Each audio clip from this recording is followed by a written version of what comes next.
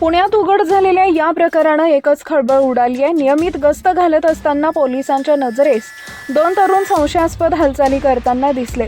उच्च शिक्षित घरातील वाटत असले तरी त्यांच्या वागण्यात काहीतरी वेगळं असल्याची जाणीव झाल्यानं पोलिसांनी शांतपणे त्यांच्यावर लक्ष ठेवायला सुरुवात केली आणि पुढे जे घडलं त्यानं अधिकच तपास गंभीर वळणावर गेला।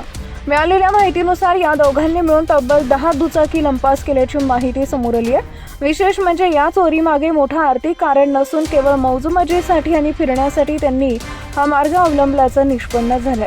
चोरी केलेल्या गाड्यांचा वापर ते नशा करण्यासाठी, बाहेर जाण्यासाठी करत असत। आणखी एक धक्कादायक बाब म्हणजे ते एका ठराविक कंपनीच्याच, विशेषतः यामाहा दुचाकींनाच लक्ष करत होते।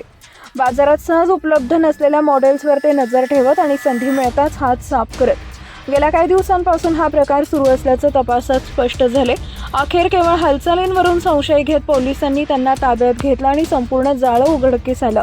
ही कारवाई पुणे पोलिसांच्या गुन्हे शाखेनं केली आहे।